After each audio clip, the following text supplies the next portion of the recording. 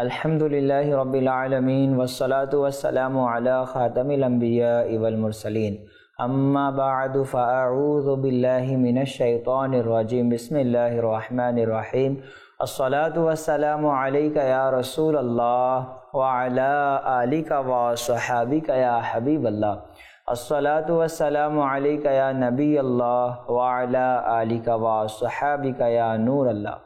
মাদানী চ্যানেলের দর্শকবৃন্দ, উপস্থিত হয়েছি মাদানী চ্যানেলের একটি গুরুত্বপূর্ণ অনুষ্ঠান নিয়ে, যার নাম হচ্ছে আম্বিয়ায়ে কেরাম আলিমুস সালাতু ওয়াস সালামের উত্তরাধিকারী। দেশে প্রবাসে যারা যেখান থেকে আমাদের এই অনুষ্ঠান দেখছেন, আপনাদের সবাইকে জানাই আন্তরিক শুভেচ্ছা, স্বাগত। আজকে আমরা যে ব্যক্তিত্বের আলোচনা শ্রবণ করব, আসুন ওই ব্যক্তিত্বের আলোচনা, পবিত্র নাম মুবারক শোনার আগে আখরি নবী মক্কি মদনী মুহাম্মদ আরবি সাল্লাল্লাহু তাআলা আলাইহি ওয়া আলিহি ওয়াসাল্লামের উপর দুরুদে পাক পাঠ করার একটি ফজিলত আমরা শ্রবণ করি। আল্লাহ পাকের মাহবুব দানায়ে গয়ুব মুনাজ্জাহুন আনিল উয়ুব হুজুর সাল্লাল্লাহু তাআলা আলাইহি ওয়া আলিহি ওয়াসাল্লাম ইরশাদ করেছেন, তোমাদের দিনগুলোর মধ্য থেকে সর্বোত্তম দিন হলো জুমার দিন। হজরতে সৈয়দুনা আদম সফিউল্লাহ আলা নবীনা ওয়া আলাইহি সালাতু ওয়াসসালাম এই দিনেই জন্মগ্রহণ করেছিলেন। তার রূহ মুবারকও এই দিনেই কবজ করা হয়, এই দিনেই সিংহাতে ফুঁক দেওয়া হবে, আর এই দিনেই কিয়ামত সংগঠিত হবে। তাই তোমরা এই দিনগুলোতে আমার উপর বেশি পরিমাণে বেশি বেশি দুরূদ শরীফ পাঠ করতে থাকো, কেননা তোমাদের দরুদগুলো আমার নিকট পৌঁছানো হয়। সাহাবায়ে কেরাম আলেমে রিদওয়ানগণ আরজ করলেন, ইয়া রাসূলুল্লাহ সাল্লাল্লাহু আলাইহি ওয়াসাল্লাম, আপনার ইন্তেকালের পর আপনার নিকট দরুদ শরীফগুলো কিভাবে পৌঁছানো হবে? আখরি নবী মক্কি মদনী মুহাম্মদ আরবি সাল্লাল্লাহু আলাইহি ওয়াসাল্লাম ইরশাদ করলেন, আল্লাহ তাআলা জমিনকে आखिरी नबी मक्की मदनी मोहम्मद अरबी सल्लल्लाहु ताला अलैहि वसल्लम इरशाद फरमान, इन्नल्लाहा हर्रमा अलल अर्दी अन ताकुला जसादल अंबिया फनबियुल्लाहि हक्कुन व युरज़कु। नबी करीम अलैहिस्सलाम বলেন, আল্লাহ তাআলা জমিনকে নবীগণ আলাইহিমুস সালাতু ওয়াস সালামের পবিত্র শরীর মুবারকগুলো খাওয়াকে হারাম করে দিয়েছেন। ফানাবিয়ুল্লাহি হাইয়ুন, সুতরাং নবীগণ হচ্ছেন জীবিত, ওয়া ইউরজাকু, এবং জীবিত নয় বরং তাদেরকে রিজিক দেওয়া হয়। সুবহানাল্লাহ। তো প্রিয় দর্শক, আমরা এই দরুদে পাক পাঠ করে আমাদের মজলিস সমূহকে সুসজ্জিত করে নেই। সাল্লু আলাল হাবিব সাল্লাল্লাহু তাআলা আলা মুহাম্মদ সাল্লাল্লাহু আলাইহি ওয়াসাল্লাম। প্রিয় দর্শক মণ্ডলী, আজ আমরা যে মহান ব্যক্তিত্বের আলোচনা শ্রবণ করব, তিনি তাবেঈন বুজুর্গানে দ্বীনদের মধ্যে হচ্ছেন অন্যতম। তিনি হচ্ছেন আহলে বাইতে কেরাম আলাইহিমুর রিদওয়ানের ঘরানার মধ্যে একজন সূর্য। তিনি কে? তিনি হচ্ছেন ইমামে আজম আবু হানিফা নুমান বিন সাবিত রাদিয়াল্লাহু তাআলা আনহুর শ্রদ্ধেয় উস্তাদে মোহতারাম। আল্লাহু আকবার। তিনি কে? তিনি হচ্ছেন আহলে বাইতে কেরামের সূর্য ইমামে জাফর সাদিক রাদিয়াল্লাহু তাআলা। আজ আমরা ইমামে জাফর সাদিক রাদিয়াল্লাহু তাআলা আনহুর ব্যাপারে শ্রবণ করব। ইনি আহলে বাইতের একজন চিরাগ, আহলে বাইতের সূর্য। ইনি কার সন্তান? ইনার বাবা কেমন ছিলেন? ইনি কেমন ছিলেন? তার নাম কি? ইনশাআল্লাহুল কারীম আজকে আমরা শ্রবণ করার চেষ্টা করব। তিনি আলিমে রব্বানি ছিলেন। তার নাম ছিল জাফর এবং তার উপনাম হচ্ছে আবু আব্দুল্লাহ, আবু ইসমাইল। প্রিয় দর্শক, ইমাম জাফর রাদিয়াল্লাহু তাআলা আনহু তিনি অসংখ্য গুণে গুণান্বিত ছিলেন। কেনই বা গুণান্বিত হবেন না? যে আমাদের নবী সাল্লাল্লাহু আলাইহি ওয়াসাল্লামের পবিত্র ঘরানা মুবারকের একজন পুত্র তিনি।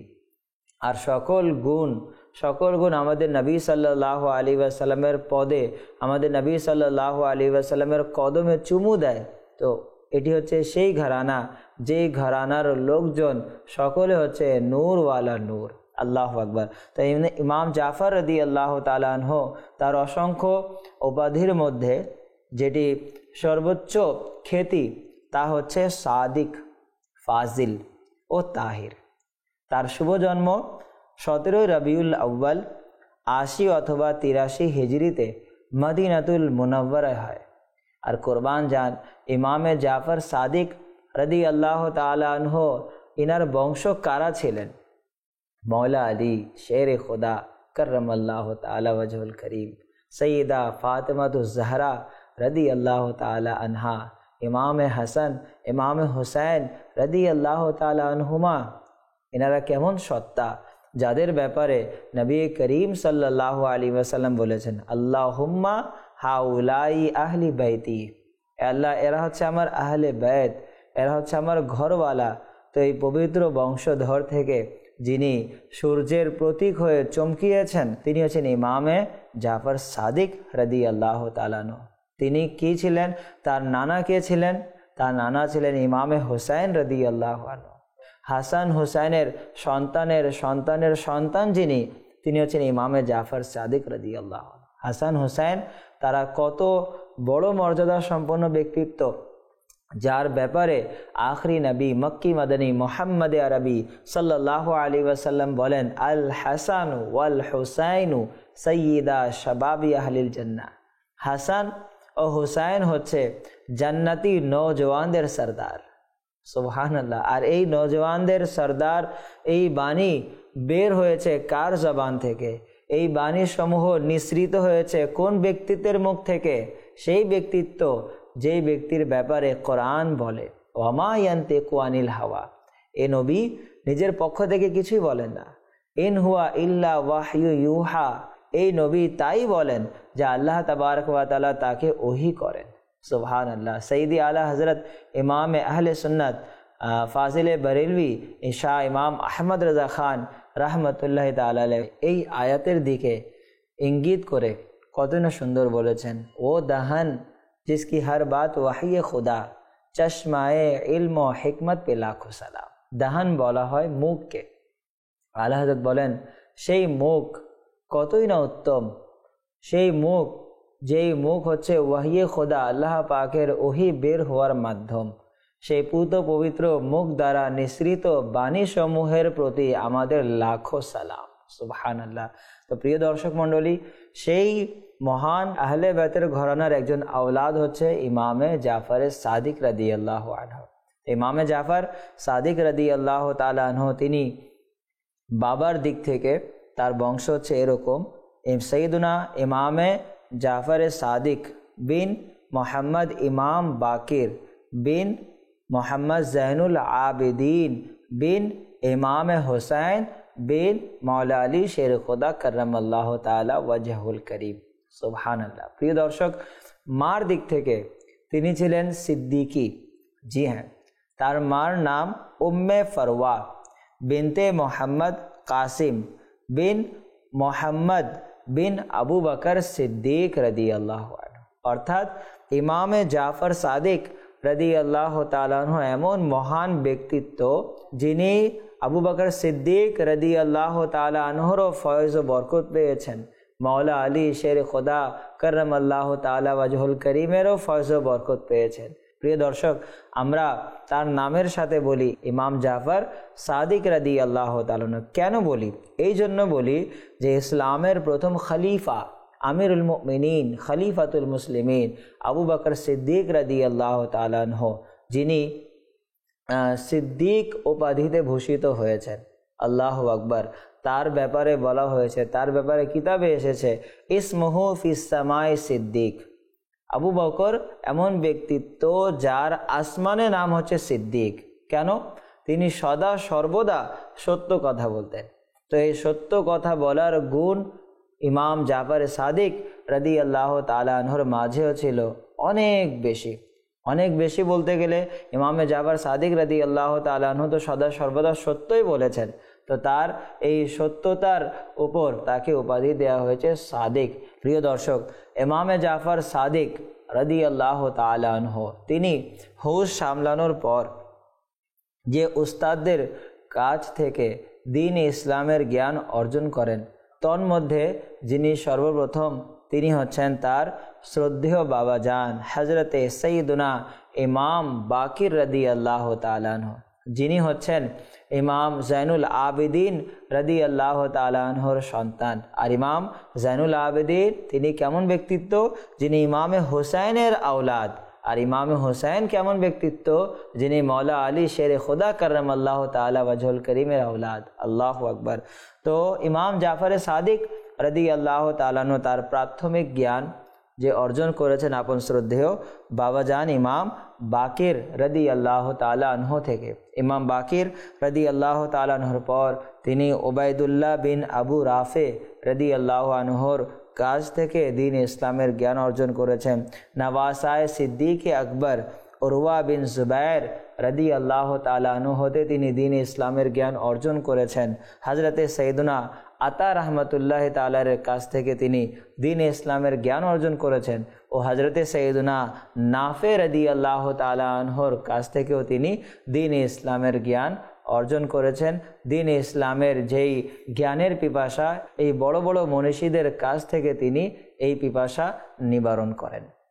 প্রিয় দর্শক মণ্ডলী, ইমামে জাফর সাদিক রাদিয়াল্লাহু তাআলা আনহু তিনি আহলে বাইতের একজন নক্ষত্র হওয়ার পাশাপাশি তিনি একজন মহান তাবেঈ বুজুর্গ হয়েছেন। জি প্রিয় দর্শক, তাবেঈ কাকে বলা হয়? তাবেঈ হচ্ছেন ওই সকল বুজুর্গানে দ্বীন যারা সাহাবায়ে কেরাম আলিমুল দিওয়ানের জিয়ারত দ্বারা ধন্য হয়েছেন এবং ঈমান সহকারে দুনিয়া থেকে বিদায় নিয়েছেন। তো ইমামে জাফর সাদিক রাদিয়াল্লাহু তাআলা আনহু আল্লাহ পাকের সর্বশেষ নবী মক্কি মদনী মুহাম্মদ আরবি সাল্লাল্লাহু আলাইহি ওয়াসাল্লামার যেই নক্ষত্র সাহাবায়ে কেরাম রয়েছেন, ওই সাহাবায়ে কেরামদের মধ্য হতে দুজন নক্ষত্র, দুজন সাহাবার জিয়ারত দ্বারা ধন্য হয়েছেন। সেই দুজন সাহাবা কে ছিলেন? প্রথম হচ্ছেন খাদিমুন নবী হযরতে আনাস বিন মালিক রাদিয়াল্লাহু আনহু। ইনি কেমন সাহাবী? যিনি নবী মুস্তাফা সাল্লাল্লাহু আলাইহি ওয়াসাল্লামের কাছে 10 বছর যাবত খিদমত করার সৌভাগ্য লাভ করেছেন, খিদমত করার সুযোগ নসিব হয়েছে। তো ইমাম জাফর সাদিক রাদিয়াল্লাহু তাআলা আনহু তিনি আনাস বিন মালিক রাদিয়াল্লাহু তাআলা আনহুর জিয়ারত লাভে ধন্য হয়েছেন। আরেকজন সাহাবী যার নাম হচ্ছে সাহাল বিন সাদ রাদিয়াল্লাহু আনহু, ইনিও মহান একজন ব্যক্তিত্ব। তো সাহাল বিন সাদ রাদিয়াল্লাহু তাআলা আনহুর জিয়ারত লাভে তিনি ধন্য হয়েছেন। প্রিয় দর্শক মণ্ডলী, ইমামে জাফর সাদিক রাদিয়াল্লাহু তাআলা আনহু এই বড় বড় মনীষীদের কাছ থেকে দ্বীন ইসলামের জ্ঞান অর্জন করার পর নিজের কাছে এই জ্ঞান রেখে দেননি, বরং ছাত্রদের মাঝে এই জ্ঞানগুলো তিনি বন্টন করেছেন। হযরতে সৈয়দনা ইমাম শামসুদ্দিন যাহাবী রাহমাতুল্লাহ তাআলা আলাইহি আপন কিতাব ইমামে জাফর সাদিক রাদিয়াল্লাহু তাআলা আনহুর ছাত্রের ব্যাপারে লিখেন যে ইমাম জাফর সাদিক রাদিয়াল্লাহু তাআলা আনহুর ছাত্র যারা যারা হয়েছেন তারাও এক একজন যুগের ইমাম হয়েছেন। সুবহানাল্লাহ।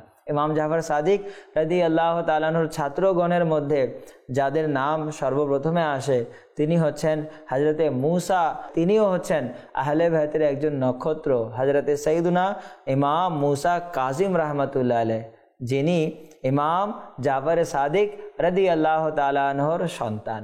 সুবহানাল্লাহ। বাবা হচ্ছেন উস্তাদ আর ছেলে হচ্ছে ছাত্র।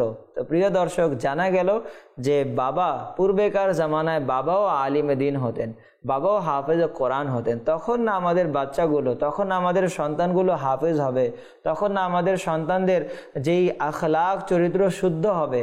আমরা নিজেদের আখলাক শুদ্ধ করতে চাই না, আর চাই আমার সন্তান যুগের ওলি হয়ে যাক। কিভাবে সম্ভব? আগে বাবাকে নেককার হতে হবে, আগে বাবাকে দ্বীন ইসলামের গুণে গুণান্বিত হতে হবে, দ্বীন ইসলামের জ্ঞান অর্জন করতে হবে। তখনই আমরা আমাদের সন্তানদেরকে নেককার বানাতে পারবো। যখন আমরা নেক আমল করব, এই নেক আমলের আসর, এই নেক আমলের বরকত আমাদের বংশধরের লোকেরা পাবে, আমাদের বংশধরের বাচ্চারা পাবে। এই নেক আমল করা কতই না জরুরি।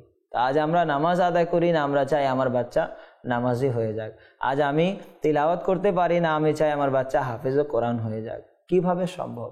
আমরা যদি আমাদের সন্তানদেরকে নেককার বানাতে চাই তাহলে পিতামাতাকে নেককার হতে হবে। আপনারা শুনলেন যে মুসা কাজিম রাহমাতুল্লাহ আলাইহি, যিনি আহলে বাইতের একজন নক্ষত্র। তো মুসা কাজিম রাহমাতুল্লাহ আলাইহির উস্তাদকে মুসা কাজিমের শ্রদ্ধেয় আব্বাজান ইমাম জাফর সাদিক রাদিয়াল্লাহু আনহু। আর আমরা সকলে চিনি যুগের ইমাম, ইমামে আজম নু'মান বিন সাবিত রাদিয়াল্লাহু আনহু। আপনারা কি জানেন ইমামে আজম আবু হানিফা নু'মান বিন সাবিত রাদিয়াল্লাহু তাআলা আনহু, যিনি হানাফি মাযহাবের মহান ইমাম, যার লক্ষ লক্ষ কোটি কোটি ফলোয়ার্স রয়েছে, তো ইমামে আজম আবু হানিফা রাদিয়াল্লাহু তাআলা আনহুর উস্তাদ কে ছিলেন? ইমামে আজম আবু হানিফা রাদিয়াল্লাহু আনহুর যিনি উস্তাদ, তিনি হচ্ছেন আহলে বাইতের নক্ষত্র ইমাম জাফর সাদিক রাদিয়াল্লাহু আনহু। সুবহানাল্লাহ। ইমাম জাফর সাদিক রাদিয়াল্লাহু তাআলা আনহুর আরেকজন ছাত্র ইমামে মালিক রাদিয়াল্লাহু তাআলা আনহু, আরেকজন ছাত্র হযরতে সাইয়েদনা সুফিয়ান সৌরি রাহমাতুল্লাহ আলাইহি, আরেকজন ছাত্র হযরতে সাইয়েদনা সুফিয়ান বিন উয়াইনা রাহমাতুল্লাহি তাআলা আলাইহি। প্রিয় দর্শক, এমন এমন মহান ইমাম জাফর সাদিক রাদিয়াল্লাহু তাআলা আনহু, তিনিও মহান ইমাম এবং যাদেরকে তৈরি করেছেন তারাও যুগ শ্রেষ্ঠ ইমাম। আজও তাদের ভালোবাসা, আজও তারা আমাদের হৃদয়ে রাজত্ব করছেন। কেনই বা করবেন না? তাদের উস্তাদ যারা ছিল তারা হচ্ছেন আহলে বাইতের নক্ষত্র। সুবহানাল্লাহ। প্রিয় দর্শক মণ্ডলী, সাইয়েদনা কাজী আয়াজ মালিকি রহমতুল্লাহ আলাইহি আশ-শিফা বি তারিফি হুকুকিল মুস্তাফা, এই কিতাবে তিনি ইমামে জাফর সাদিক রাদিয়াল্লাহু তাআলা আনহুর আমল সমূহ বর্ণনা করেছেন, ইমামে জাফর সাদিকের ব্যাপারে বর্ণনা করেছেন। তো কাজী আয়াজ মালিকি রহমতুল্লাহ আলাইহি আশ-শিফা বি তারিফি হুকুকিল মুস্তাফা নামক কিতাবে বলেন, ইমাম জাফর সাদিক রাদিয়াল্লাহু তাআলা আনহু তিনি আপন নানা জান মুহাম্মদ মুস্তাফা সাল্লাল্লাহু আলাইহি ওয়াসাল্লামের গুণে গুণান্বিত ছিলেন। সেজন্য ইমামে জাফর সাদিক রাদিয়াল্লাহু আনহু তিনি সদা সর্বদা মুচকি হাসতেন। সুবহানাল্লাহ।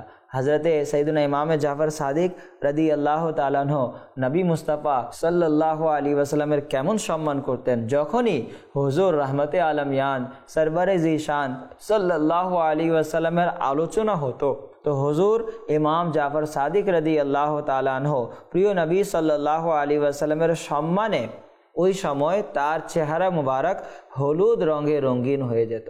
আল্লাহু আকবার, আল্লাহু আকবার।